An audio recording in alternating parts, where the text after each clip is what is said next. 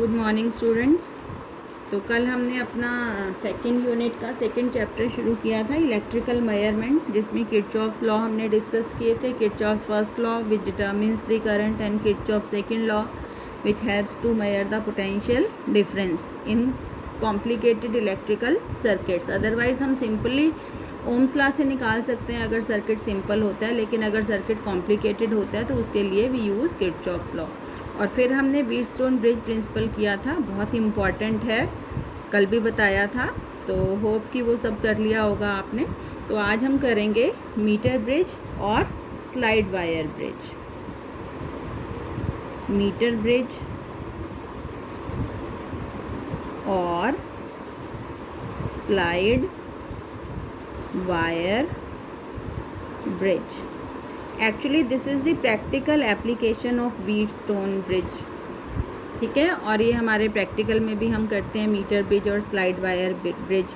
आपने अपनी लैब्स में देखा भी होगा कि वुडन बोर्ड होता है जिसके ऊपर एक वायर लगी होती है, तो वो मीटर ब्रिज होता है। मीटर ब्रिज को हम मीटर ब्रिज क्यों कहते हैं बेटे, यहाँ कंस्ट्रक्शन पहले हम देख लेते हैं कि एक वुडन बोर्ड पे लकड़ी के तख्ते पर दो कॉपर की स्ट्रिप्स इस तरीके से लगी होती हैं,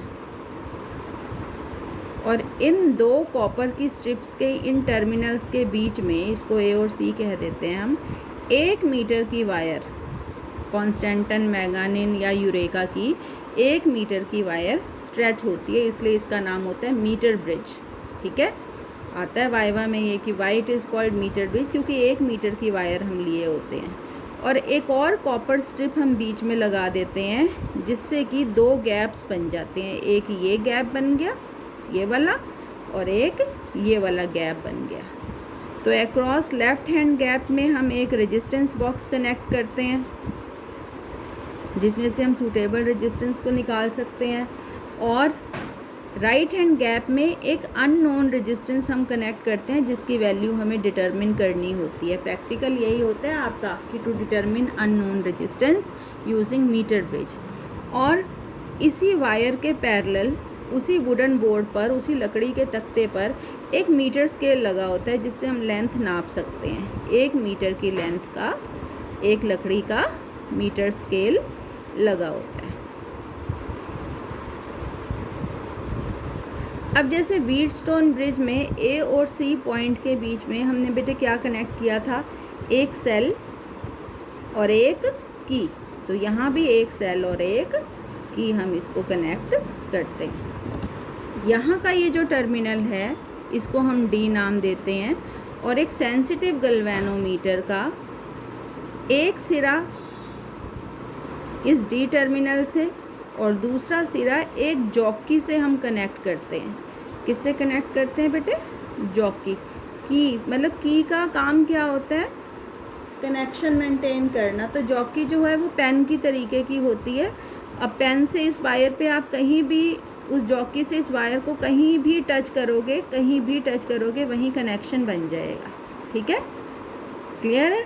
तो this is the construction of metre bridge. फिर सुन लो एक बार ध्यान से कि it consists of a wire 1 meter long stretched on a wooden board between 2 copper strips. There is another copper strip which provides 2 gaps. Across left hand gap a resistance box is connected, and across right hand gap an unknown resistance S is connected, which is to be determined. Between A and C a cell and key is connected. One end of a sensitive galvanometer is connected to terminal D and another end is connected to terminal to jockey. With the help of jockey, contact can be made at any point on the wire. ठीक है। अब सबसे पहले what we do, we take out a suitable resistance from this resistance box. यहाँ से एक suitable resistance निकालते हैं और हम वायर पर एक नल पॉइंट, एक 0 पॉइंट, फिर दोबारा बता रही हूँ, कल भी बताया था कि जो आपका गैल्वेनोमीटर होता है उसकी 0 सेंटर में होती है और दोनों तरफ स्केल होता है, और ये नीडल होती है।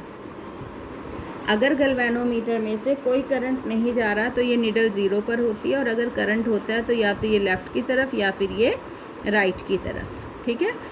तो सबसे पहले व्हाट वी डू, प्रैक्टिकल है ये बेसिकली आपका, कि यहाँ से 2 ओम का रेजिस्टेंस निकालते हैं और फिर हम जॉकी को पहले ए पॉइंट पर टच करके देखते हैं। तो सपोज़ ये जो निडल है ये लेफ़्ट की तरफ गई है, तो सी पॉइंट पर टच करने से ये कहाँ जानी चाहिए, राइट की तरफ, तभी हमारा सर्किट जो है वो करेक्ट है।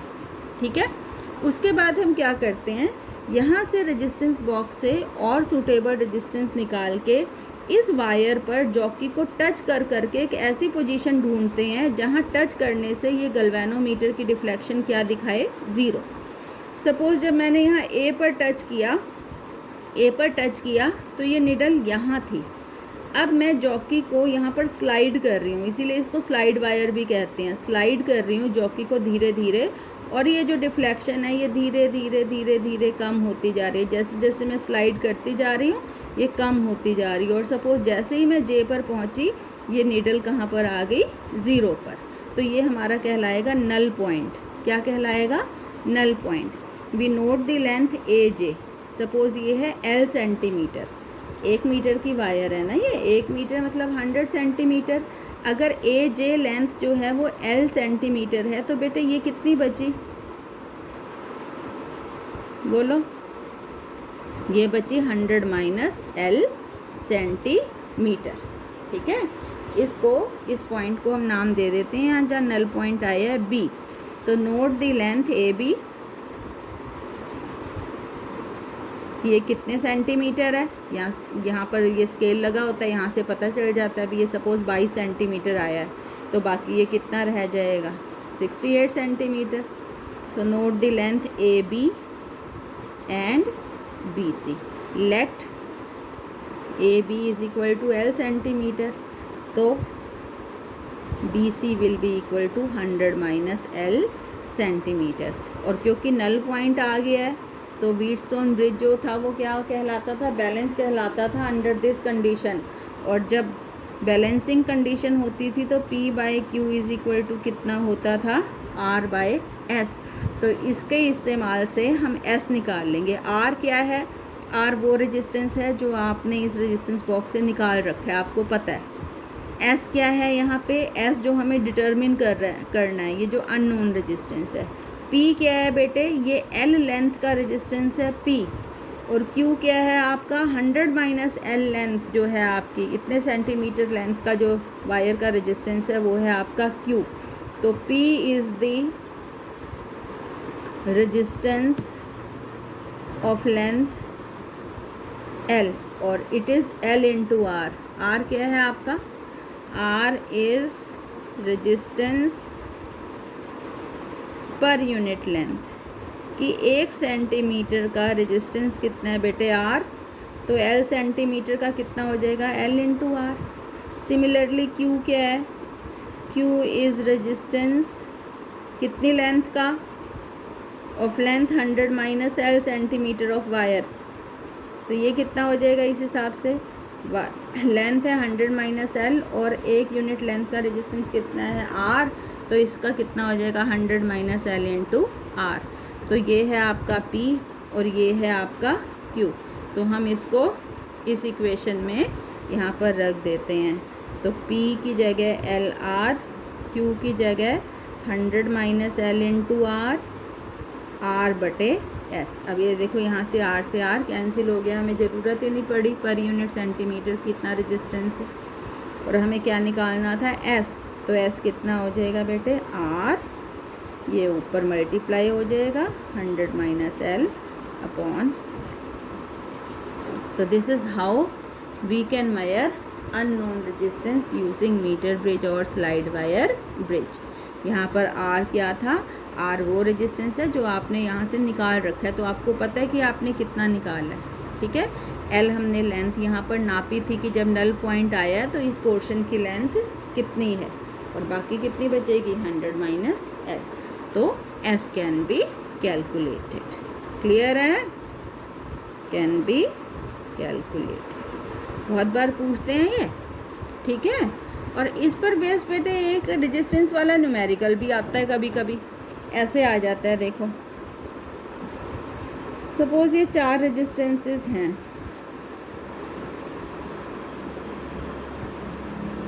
पहले तो ये देखते ही आप समझ जाओगे मीटर ब्रिज बन रहा है ना।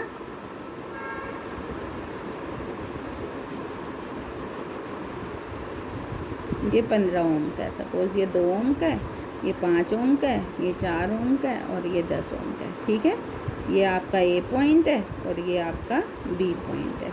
सवाल है कैलकुलेट इक्विवेलेंट रेजिस्टेंस,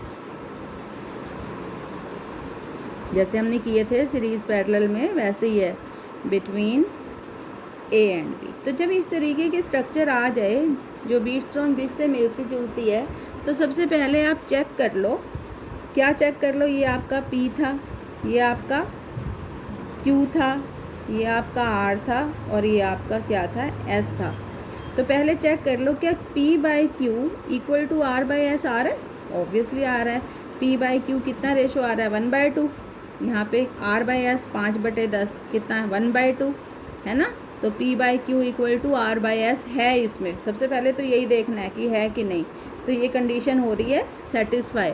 तो अगर ये कंडीशन सेटिस्फाई होती है तो आपको याद है इस वाली आर्म में कोई करंट फ्लो नहीं करता है ना। Galvanometer shows no deflection. No deflection मतलब इस वाली आर्म में कोई करंट नहीं आता, और अगर नहीं आता तो यहाँ कोई रेजिस्टेंस लगा हो या ना लगा हो उसका कोई मतलब नहीं रह जाता। मतलब ये जो आपका सर्किट है ये किसके बराबर हो गया, इस सर्किट के बराबर हो गया। ये 2 ओम था, ये 4 ओम था, ये 5 ओम था और ये 10 ओम था। ये ए है और ये बी है। तो आपने ए और बी के बीच में निकालना है इक्विवेलेंट रेजिस्टेंस। तो सिंपल हो गया। अभी ये दोनों कैसे लगे हुए हैं सीरीज़ में, जमा हो जाएंगे, 2 और 4 6। और ये दोनों कैसे लगे हुए हैं, ये भी सीरीज़ में है यहाँ से यहाँ तक, तो 10 + 5 15।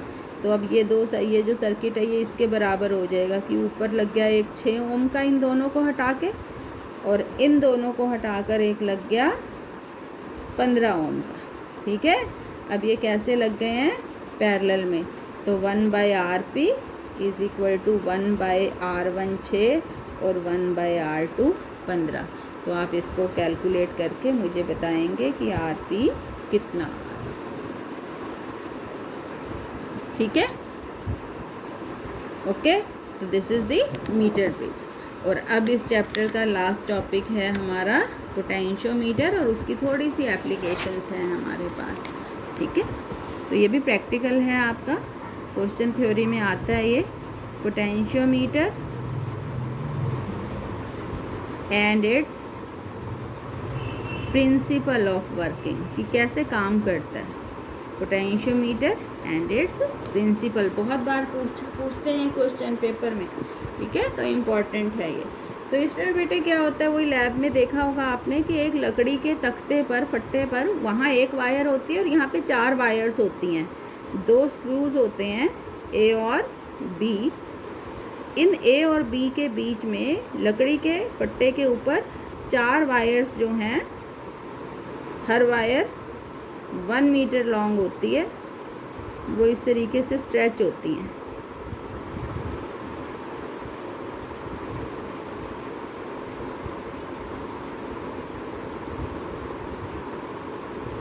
ए और बी के बीच में ये 0 सेंटीमीटर से यहाँ शुरू होती है, 0 सेंटीमीटर, 10, 50, 75, 100, फिर यहाँ से 101, 110, 150, 175, 200, फिर 210, 225, 275, 300, फिर 305, 350, 375, 400। तो generally there are 4 wires, each wire 1 centimetre long. और ए और बी के बीच में एक ऑक्सिलरी सर्किट होता है हमेशा, जिसमें एक बैटरी लगी होएगी, हमेशा एक एमीटर लगा होगा और एक लगा होगा रियोस्टेट। रियोस्टेट होता है वेरिएबल रेजिस्टेंस, जिसका रेजिस्टेंस हम बदल पाए, और एक लगी होती है की। तो ये जो जब भी पोटेंशियोमीटर यूज़ होगा कहीं भी, चाहे इसकी वर्किंग है, चाहे ये पोटेंशियल डिफरेंस नापने के काम आ रहा है, चाहे इंटरनल रेजिस्टेंस, ए और बी के बीच में this auxiliary circuit containing battery, ammeter rheostat and key is connected. The function of this circuit is to send the constant current through the potentiometer wire. ठीक है, अब A से हम वोल्ट मीटर जोड़ते हैं और वोल्ट मीटर के दूसरे टर्मिनल से हम जोड़ेंगे जॉकी, जैसे पहले बताया था जॉकी की हेल्प से। जहाँ भी आप जॉकी को टच कर दोगे पेन जैसी होती है वहीं पर कनेक्शन बन जाएगा। तो with the help of jockey contact can be made at any point on the wire. तो दिस इज़ द पोटेंशियोमीटर। फिर सुन लो कंस्ट्रक्शन कि it consist of generally 4 wires, each wire is 1 metre long, stretched on a wooden board between screw A and B. A meter scale is fitted parallel to the length of the wire, with the help of which we can note the length of the wire. An auxiliary circuit containing battery, ammeter, rheostat and key is connected between A and B. Positive end of galvanometer is connected to A and negative is connected to jockey. What is its principle? The principle is fall of potential across any portion of the wire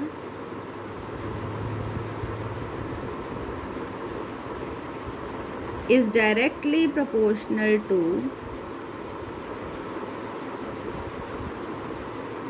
length of that portion, लेकिन conditions हैं, provided wire is of uniform cross section, कि wire जो है उसका cross section uniform हो, मोटाई एक जैसी हो, and constant current must flow through the wire। कि इन दो परिस्थितियों में क्या क्या परिस्थितियां हैं कि एक तो ये जो वायर है इसकी मोटाई एक जैसी होनी चाहिए, ऐसा नहीं कहीं से पतली है कहीं से मोटी, और दूसरा इसमें से कांस्टेंट करंट पास करना चाहिए।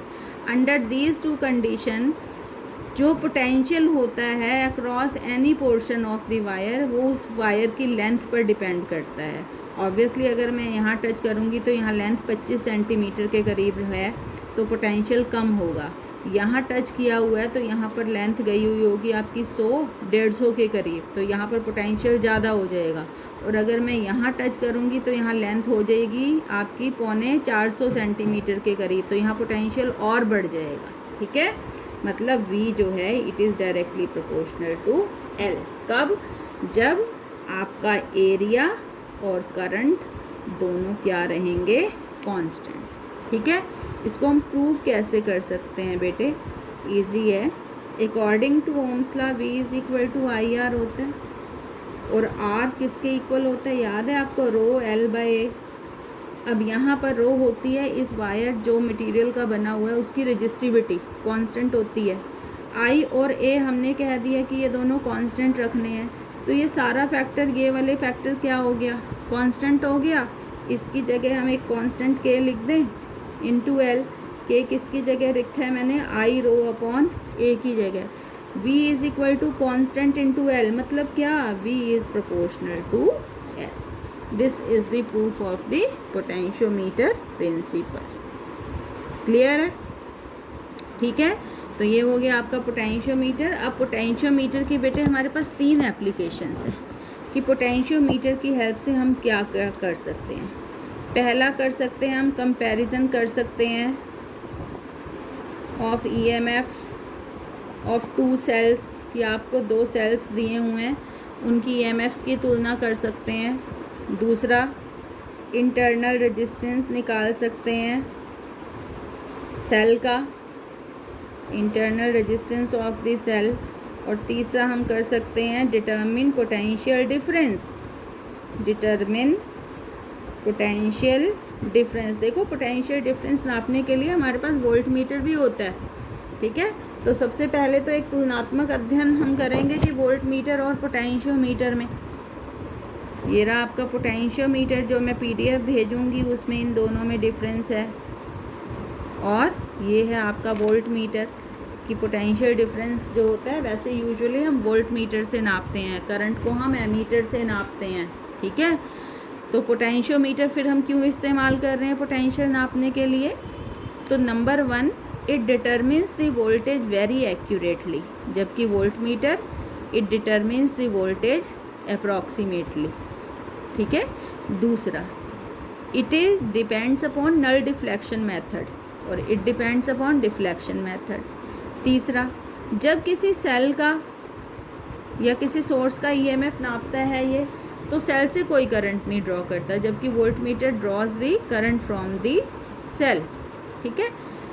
पोटेंशियोमीटर का इस्तेमाल हम और काम में भी कर सकते हैं, अभी बताया EMF कंपेयर करने में, है ना, सेल का इंटरनल रेजिस्टेंस नापने में, जबकि volt metre is use only for measuring the potential difference. तो ये कुछ अंतर हैं जो आप PDF में से देख के इनको फाइनल करेंगे, ठीक है। तो सबसे पहले फिर हम फर्स्ट एप्लीकेशन डिस्कस करते हैं, to compare the EMFs of 2 cells, कि आपको 2 सेल्स दिए हुए हैं और आपने उन दोनों सेल्स की EMF को कंपेयर करना है। तो बेटे मोस्टली क्वेश्चन ये आता है कि how will you compare the EMFs of 2 cells using potentiometer, draw the circuit diagram, ठीक है। तो जो सबसे इम्पॉर्टेंट चीज़ है इसमें डायग्राम ड्रॉ करने की है, सर्किट डायग्राम। तो वो हमें पता है कि A होता है एक स्क्रू और एक स्क्रू होता है B, और A और B के बीच में वैसे हम 4 वायर खींचते हैं, तो यहाँ मैं एक ही खींच कर दिखाऊंगी। एक वायर खींची होती है, A और B के बीच में एक ऑक्सिलरी सर्किट लगा होता है, जिसमें एक लगी होती है बैटरी, एक लगा होता है एमीटर, एक लगा होता है रियोस्टेट, और एक लगी होती है की, ठीक है, हमेशा A और B के बीच में। अब जो सेल्स जिनकी हमें EMF नापनी है, उन सेल्स को हम ऐसे कनेक्ट करते हैं, ये 2 सेल हैं आपके, है ना, आपको पता है बड़े वाली लाइन पॉजिटिव टर्मिनल होती है, छोटे वाली नेगेटिव। तो इन दोनों सेल्स के जो पॉजिटिव टर्मिनल है वो A से जोड़ने हैं।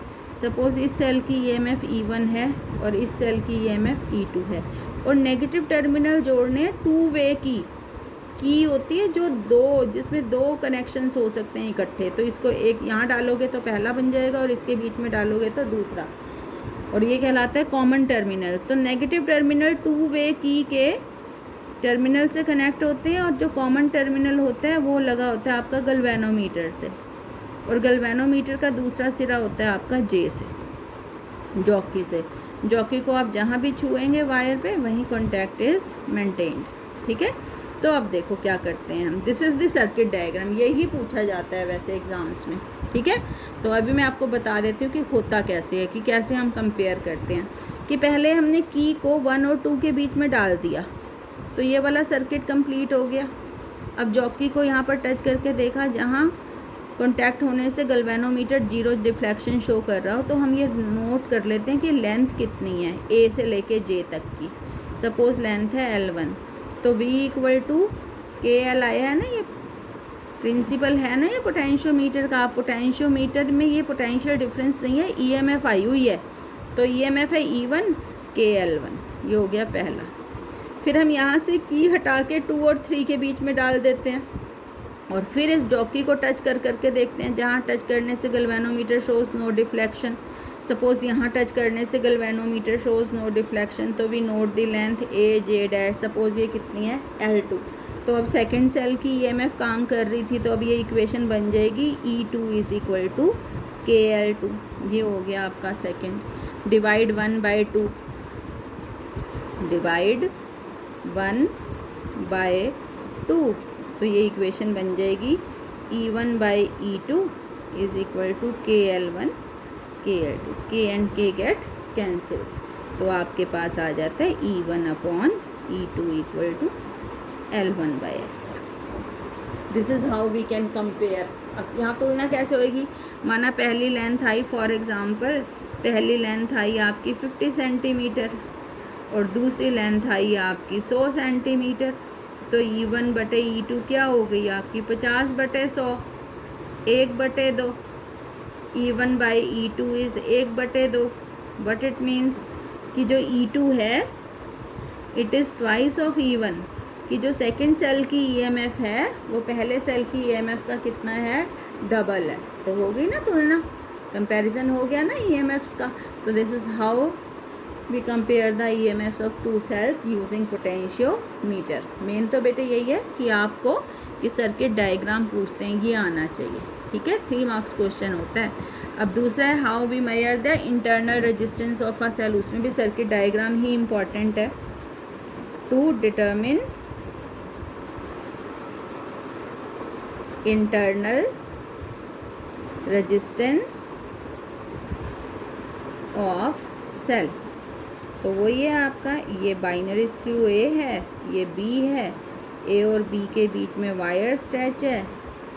एक ऑक्सिलरी सर्किट क्या क्या लगा होगा, एक बैटरी लगी होगी, एक एमीटर लगा होगा, एक रियोस्टेट लगा होगा, ये रियोस्टेट का सिंबल है, और एक लगी होगी की। ये हो गया आपका ऑक्सिलरी सर्किट।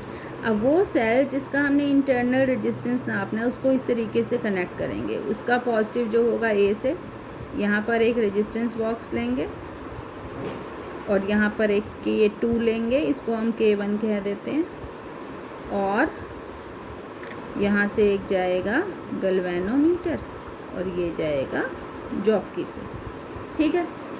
अब अभी K2 क्लोज नहीं करी है, पहली बार में हमने सिर्फ ये क्लोज़ की और नल पॉइंट ढूंढ लिया वायर पे, और जहाँ नल पॉइंट आया वो लेंथ नोट कर ली, सपोज़ L1। अब इस सेल की सपोज़ EMF कितनी थी, E थी। तो अभी जब हम इससे करंट ले ही नहीं रहे कुछ, तो इक्वेशन बनेगी E = KL1, ठीक है। अब हमने क्या किया, यहाँ इस रेजिस्टेंस बॉक्स से एक रेजिस्टेंस आउट कर लिया, 2 ओम, 5 ओम, 10 ओम, जो भी है, ठीक है, और इस K2 को क्लोज़ कर दिया। और फिर again we obtain a null point, suppose यहाँ J' पर अब टच करने से गैल्वेनोमीटर 0 हो रहा है।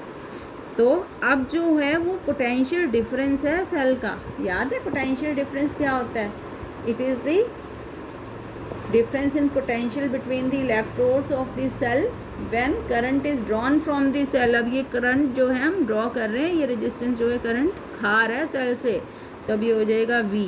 और सपोज़ अब जो लेंथ है A से J' तक की वो है L2, ये हो गया दूसरा। तो E/V यहाँ से कितना आ जाएगा, 1 को 2 से डिवाइड कर दो, L1/L2। और बेटे इंटरनल रेजिस्टेंस का जो सेल का फार्मूला होता है वो होता है E/V - 1 गुणा में R। R क्या है, ये जो रेजिस्टेंस हमने यहाँ से निकाला था। E/V कितना आया आपके पास, L1/L2, और ये स्मॉल r क्या है, इंटरनल रेजिस्टेंस सेल का। तो ये हो जाएगा बेटे L1/L2 - 1 × R। तो this is how we can determine the internal resistance of the cell. Clear है बेटे। तो ये तीनों चीज़ें बहुत इंपॉर्टेंट है, सिंपली पोटेंशियोमीटर और उसका प्रिंसिपल, कंपेयर करना EMF को और इंटरनल रेजिस्टेंस नापना सेल का। और यहीं पर आप पर की ख़त्म होती है जो सेकंड यूनिट जो थी, छोटी है।